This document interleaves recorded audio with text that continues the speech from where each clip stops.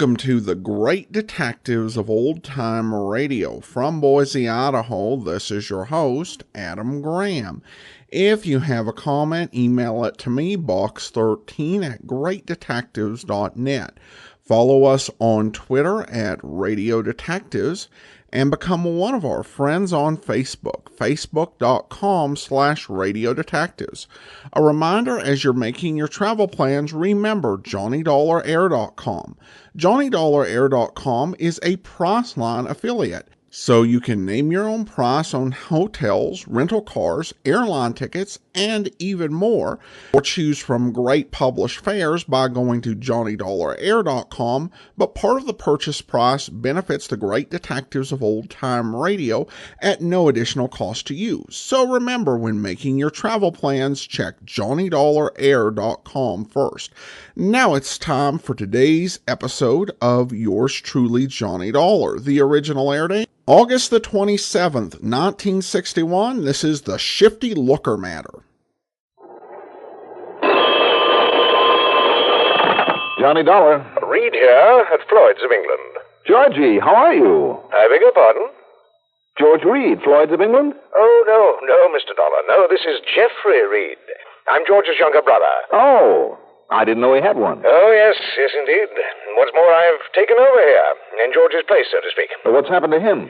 Well, he's been reassigned to the Home Office back in London. Oh, I see. Yes, well-deserved promotion for him. He'll be in charge of all foreign business out of the Home Office, yes. That big bum. Eh? I beg your pardon? I mean, for running off without telling me, without giving me a chance to throw him a farewell party or something. Oh, well, you see, it was quite sudden. Well, it must have been. George and I got to be pretty good friends, you know, over the years. We worked a lot of cases together. Yes, so he informed me. He also informed me, Mr. Some of them Dollar. were pretty wild, though, I must say, like the insurance on a pair of singing mice, on stolen ambergris from a totally non-existent whale. He some also pretty informed me. wild ones. I mean, you know, policies he never had any business issuing. Says going back to Old England, Yes, he also informed me. Yes, just a few days ago. As I Son started... of a gun, I'll miss the old boy. You know something, Jeffrey? Please, Mr. He was Dollar. the only insurance man I ever knew... Oh, I'm sorry. I guess I have interrupted you, haven't I?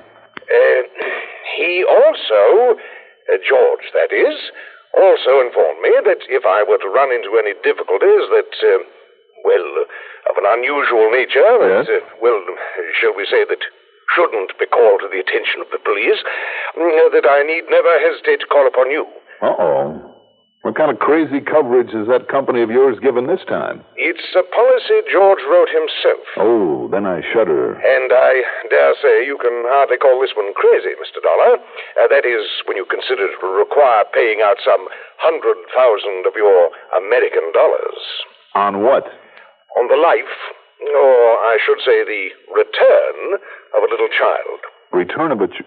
Oh, wait a minute. Are you talking about a kidnapping? Yes, I am. Well, have you called in the police, the FBI? No, definitely not. Why not? Because the most explicit terms of the policy... What are you talking about? What's an insurance policy got to do with whether or not you bring in the proper authorities? Everything, Mr. Dollar. Don't you understand, Reed, that kidnapping is a federal offense? Listen, give me the names involved. I'll notify the FBI myself. No. That is the one thing you must not do. Now, listen to me. Please, Mr. Dollar. Come over here and read the policy. Let me give you the facts of the case. I shall try to have the father over here to see and talk with you. And I think you'll change your mind about calling in the FBI. Well, that I doubt very much. But okay, Mr. Reed. I'll be there in a few minutes.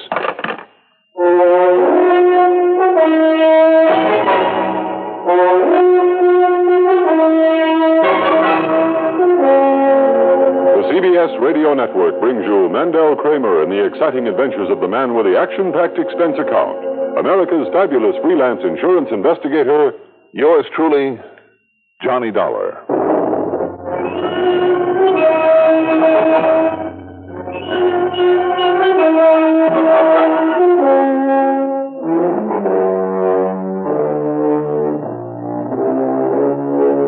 Expense account submitted by Special Investigator Johnny Dollar to Floyd's of England, North American Office, Hartford, Connecticut. Following is an account of expenses incurred during my investigation of the Shifty Looker matter.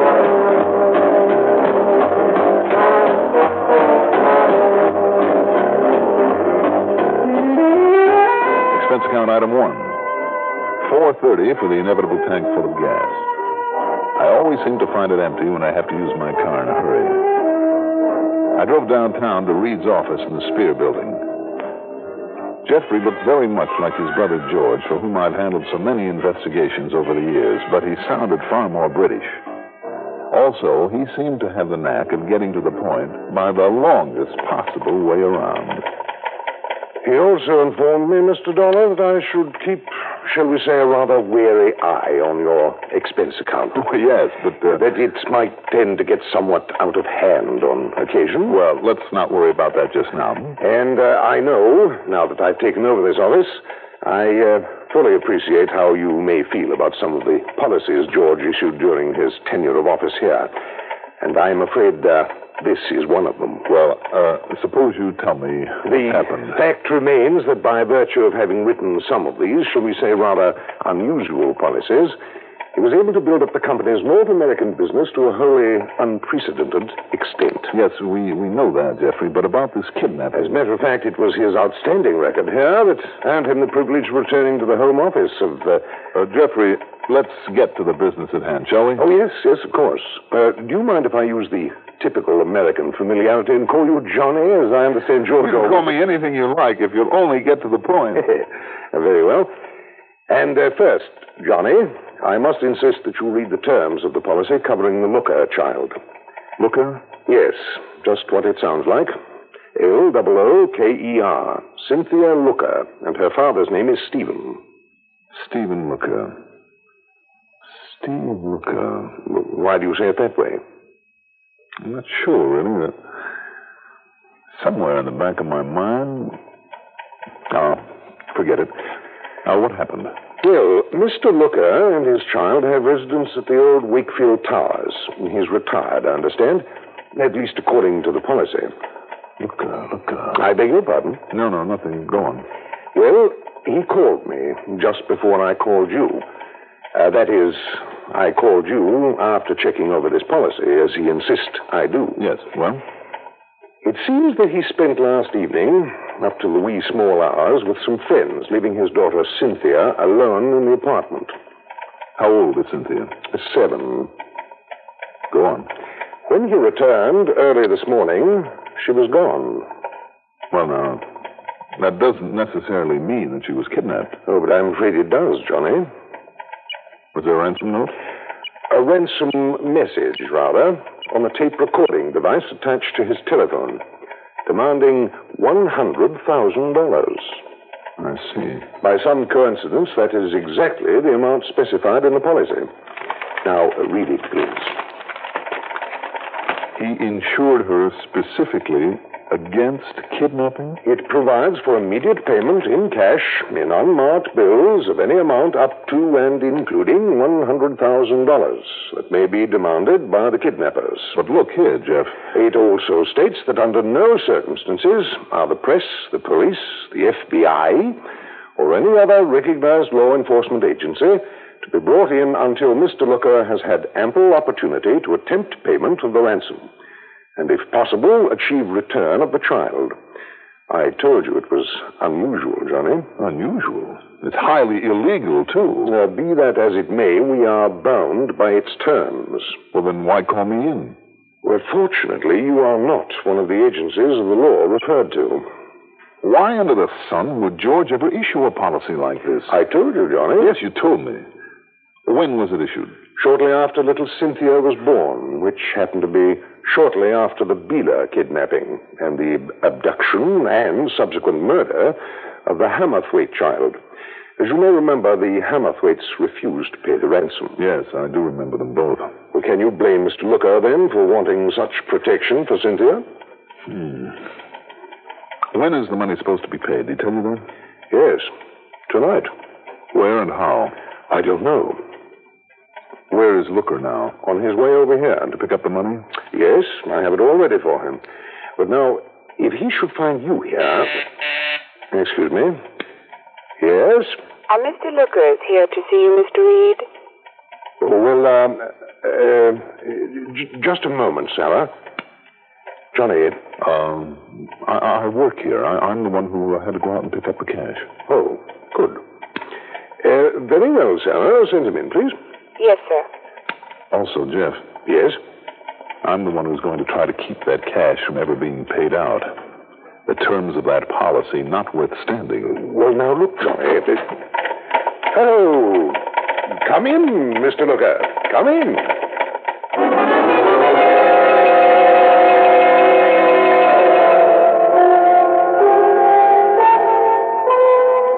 There was something familiar about Stephen Looker. The more I watched him and listened to him, the more I was sure of it. When Jeffrey Reed introduced me as an associate, he protested that it was a breach of the confidence stipulated in the insurance policy. But of course, it was too late to do anything about it. He simply warned me that if I, or Jeff either for that matter, if we made any attempt to contact the authorities, he'd have our heads, and I think he meant just exactly that. Because I know about those dirty, rotten kidnappings. I've read all about them, so have you. And you know what happens if you don't do exactly what they say. Well, don't believe everything you read, Mr. Looker. It's easy for you to say, Mr. Dollar, is it? Yes. Because it isn't your kid, but I don't follow out their orders exactly in every way. They'll kill her. I know they will. Now, wait a minute. Wait, nothing. Cynthia's all I got in my life. She's the most wonderful kid alive, the sweetest, the prettiest, the most lovin'est little. She's all I got, don't you understand? And neither you or anybody else is going to let them take her away from me. Mr. Looker, if you pay off once, don't you know that they'll try it again? Not on me, they won't. Because I and Cynthia will be far away. You think I'd stay in a place like this, a country like this, after that? Mr. Looker... No. Don't try. Argue with me. It won't do any good. Just give me the money. Let me pay him off and get her back. Well, of course, we are faced with the matter of proof. Proof? What are you talking about? Proof that she was actually kidnapped. What more kind of proof you want than this? You said you got a tape machine here in your office, Mr. Reed? Yes, I have. Right over there. Then put this on and play it back for this doubting Thompson or whatever he calls himself. Play back this tape recording and he'll see. Very well, I shall. Yeah. Go ahead. Just take me a moment to get it warmed up and ready. Mr. Looker, why do you have your phone conversations taped? Why not? Just a habit from the business I was in before I retired. Oh? What kind of business? Look, can't you think of anything better to do than ask a lot of silly questions at a time like this? Well, it's something you'd rather not talk about. Okay, it was radio and electrical stuff and tape recorders, that sort of thing. I see. When my wife died, rest her soul, right after Cynthia was born, and we come here to live in peace, I wasn't working anymore. Well, any reason why I shouldn't rig up a gadget to answer the phone while I was out? And rig it so it could take down a message for me? Does it also record conversations when you answer the phone? Sure, if I wanted to. Why not? I just wondered. I mean, outside of a business where it might be wise to have orders or contracts or legal commitments recorded. I said I'm retired. The only reason I can think of for an individual would be if he expects to be threatened or something and wants a record of it for the police. Expects? I mean, suppose he had contacts with people of questionable reputation. What? All ready when you are, gentlemen. Then go ahead and start the tape. You wanted proof, Dollar. Now you'll get it. All ready? Right. Very well.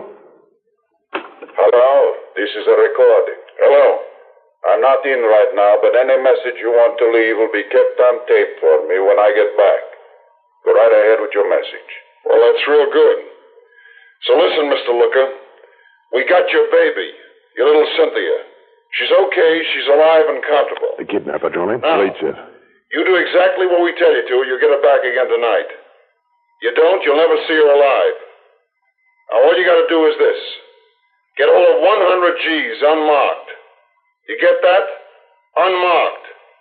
And when you turn it over to us, we turn over the kid to you.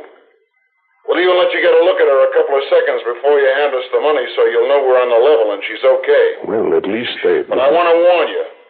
Deliver the dough alone and don't try anything funny.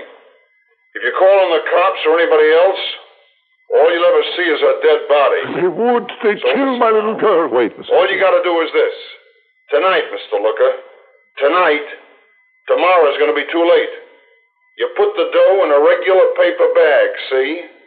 And exactly 11 o'clock tonight... Stop the machine. Bring it to the... I'm taking no chances that you or anybody else can interfere. He does have a point there, Johnny. If anyone interferes... You bet I got a point. All right. But, of course, the tape will have to be left here as evidence, Mr. Looker. After I paid over the money... After I got my Cynthia back, then you can have it. Then if you want somebody to try and chase down these dirty crooks, that's up to you. But not until I get my little girl back. Well, now, when you do get her back, since we're paying out all this money, you must let me know immediately. Don't you worry. The second I get her back to the apartment, I'll call you. I'll have her talk to you so you'll be sure. That's the Wakefield Tower. That's right. Good. They have a switchboard there. What's the difference? Well, as long as you make the call from there, from your own apartment, there'll be a record of it. Splendid. And that will suffice for the evidence we'll need before we call in the police. Okay. I'll do it just like you say. Now, give me the money. And the both of you better pray a little bit.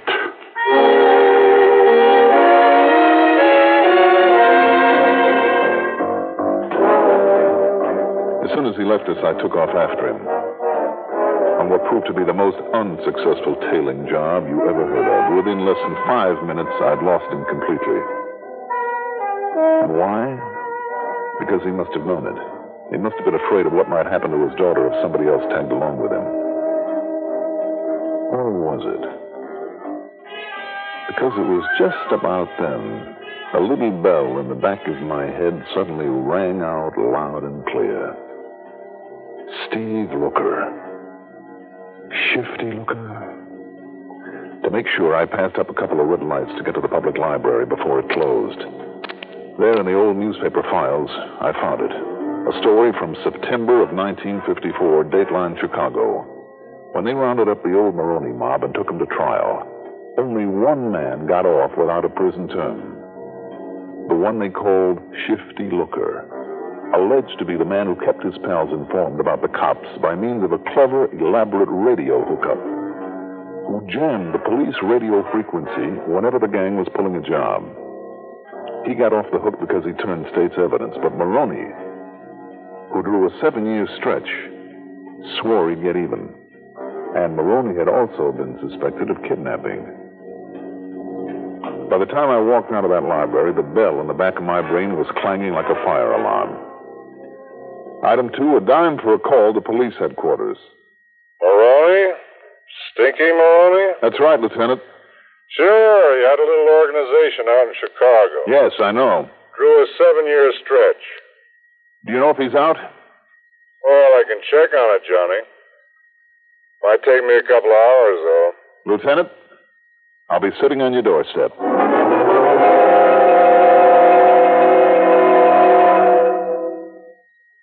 If you ever suffer a touch of arthritis or rheumatism and you've never tried Mentholatum Deep Heating Rub, you can't know how good its deep heating action can make you feel. As you massage it into painful areas, you feel its deep heating action. You know relief is on its way. Mentholatum Deep Heating Rub is an extra strong combination of active ingredients for safe, temporary relief of minor arthritic rheumatic pain. Use greaseless, stainless Mentholatum Deep Heating Rub often.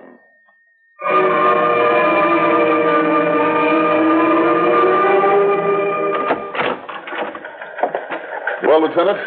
Johnny, I've been staring at that teletype machine out there until I can't see straight. Still no word. Come on, boy. Sure you don't want to tell me what this is all about? Sorry, Lieutenant. Now, wait a minute. Are you thinking maybe Maroney might have some reason for coming here to Hartford? I didn't say that. Now, listen, Johnny, we've known each other too long. If you think that maybe Maroney has some reason for... Oh, now, hold the phone. What's that supposed to Do mean? you by any chance just happen to know that one of his ex-pals just happens to be living here now? No kidding. That didn't sound very convincing, Johnny. I don't know why not. But his name is Stephen Looker. You know him? Looker? Should I? The one member of the mob that got off scot-free. Been here for years now, behaving like an angel. He and his little girl. So we haven't bothered him. But Yeah, but what? Maroney had a grudge against him. Swore he'd get him. So? You know the worst thing Maroney could possibly do to Steve Looker? Should I? Well, if you really don't know him, I guess not. But I'll tell you, Johnny, the worst thing would be for him to harm that little girl. Money? No, Looker hasn't got much. But if one hair of his little girl's head is touched, listen, he's been a mother and a father and everything else to that pretty little kid. And like I say, he's kept his nose clean here in Hartford. So if Maroney is out... Okay, I know what I'm going to do. What, Lieutenant? Put a 24-hour watch over Steve Looker and the kid, beginning right now. Now, wait a minute. Wait a minute. What for? Conroy, Will you take here. it easy for a minute? Oh, you mean that's why you're so concerned about Maroney? I didn't say that. Then I'm saying it. Of course it is. But it's a police matter, Johnny. Listen, Lieutenant. So you just leave it up to me. Conroy! You call me, Lieutenant? Yeah? Come in here. Right, sir. Oh, and here's the telly you were waiting for. Good, let me see it. And, what do you want me for, Lieutenant? You, Conroy, not a thing. Not yet, that is. Not for a couple of weeks, so relax. Huh? The teletype, Lieutenant. Johnny, you can relax, too. What do you mean? Your friend Maroney doesn't get out of the pen until the 1st of next month. Oh. Yeah. Okay, Conroy, that's all. Yes, sir. Yes, Johnny, you can just relax for 2 solid weeks. I guess that teletype knocks a theory of mine. Oh, smoke. How blind can I be? Now, listen, Johnny. I'll see you later.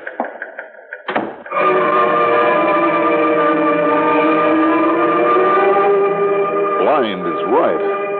Was it Maroney's imminent release from prison that gave him the idea? Or was it something that he'd planned all along? And now that Maroney was getting out, he was afraid to wait any longer. Anyhow, it all added up, and much too well. Steve Looker had no money. So how could a kidnapper expect anybody to come up with $100,000 in less than 24 hours? Unless he knew about that insurance policy. But that policy was a deep, dark secret. Yet by some coincidence, that ransom message demanded just exactly 100 G's. Coincidence? And his defensive attitude when he found me there in Jeffrey's office. Of course. He must have known who and what I am. As for his crack that after this was over, he and the youngster would be far, far away. Oh, you bet they would, with $100,000 in his kick. I didn't know where he'd hidden his child, away from his apartment for the day. I didn't care. I didn't know whose voice he'd used on the tape recording. I didn't care about that either. But to carry it off without creating suspicion, he would have to make that phone call to Jeff after 11 o'clock from his own apartment so that it would be on record. It also meant that he wouldn't dare pick up Cynthia and take her there until after 11. I tore on over to the Wakefield Towers, took the elevator up to his floor, and then... Yes? Who is it? Special delivery, Mr. Looker. Okay. What do you want, Dollar? Just to look at those handbags you're so busy packing. Wait a minute, Dollar. I told you I and the kid are going to get away from here as soon as I get her back. I'm sure you would, too, with the 100,000, if you could. Now, just let's have a look at these bags, huh? You're crazy, Dollar. That 100,000 is to pay off the ransom. Is it, Shifty? 50. And what's it doing so carefully stashed away? Oh, I see. Yeah, you see, Dollar. This thing has a silencer on it. You think I didn't know who you are this afternoon?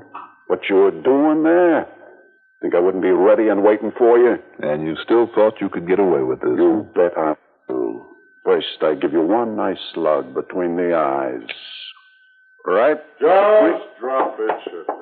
Cops. That's right, cops. Lots of them. Gonna drop it, Shifty? Oh, sure. I will. Okay, boys, take him out to the car. Hey, come on, carefully. Watch it. Well, what brought you here, Lieutenant? Oh, you didn't spot the tail I put on you when you left headquarters. Oh, no, I guess I didn't. Oh, you're slipping, Johnny. Yeah, but I'm glad you did. Thanks. Pleasure.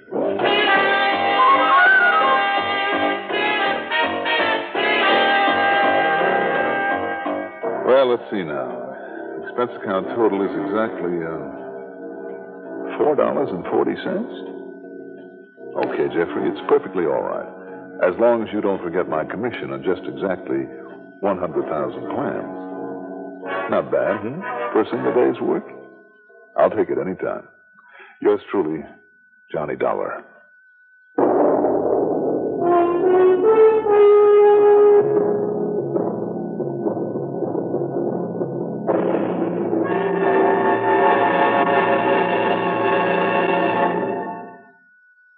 Now, here is our star to tell you about next week's story. Next week, one of the cleverest, most diabolical weapons for murder I've ever seen. Join us, won't you? Yours truly, Johnny Dollar.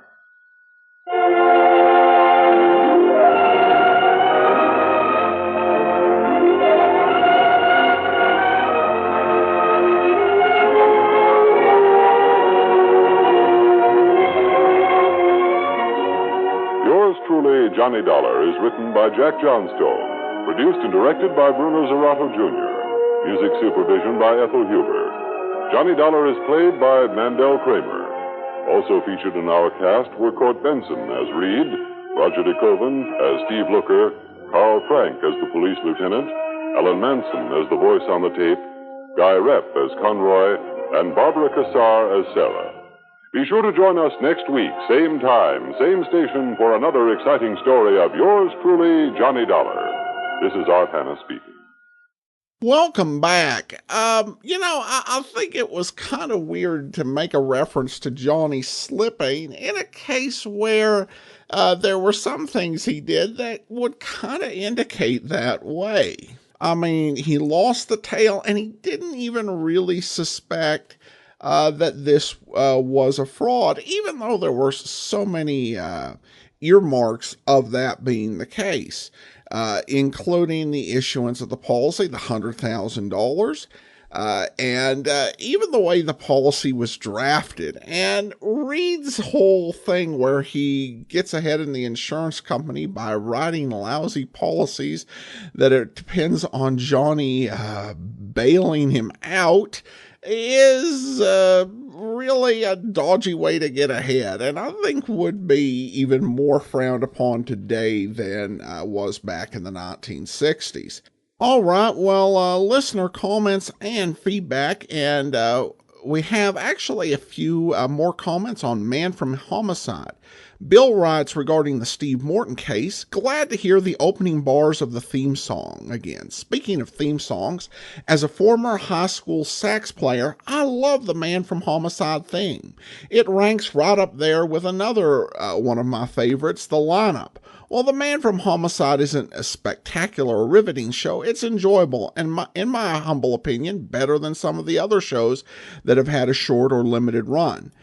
Steven says, best one so far, and it's almost over. David said, good episodes, but I'm surprised they wouldn't have just automatically taken the corpse's fingerprints as a routine part of the investigation, rather than having to dig it up later, especially given that he was shot in the face. You're right that is a fairly routine step, it would seem, and I think certainly would be today. Whether it would always be in 1951 in every police department or if it really did vary, if some police departments really focused on scientific investigations and others just really went for moody legwork sort of ways of handling cases.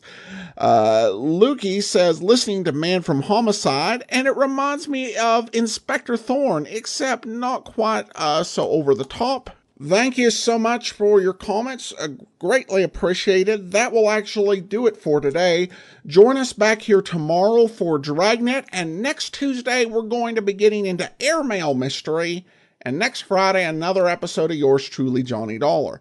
In the meantime, send your comments to box13@greatdetectives.net. Follow us on Twitter @Radio Detectives and become one of our friends on Facebook. Facebook.com/Radio Detectives. From Boise, Idaho, this is your host, Adam Graham, signing off.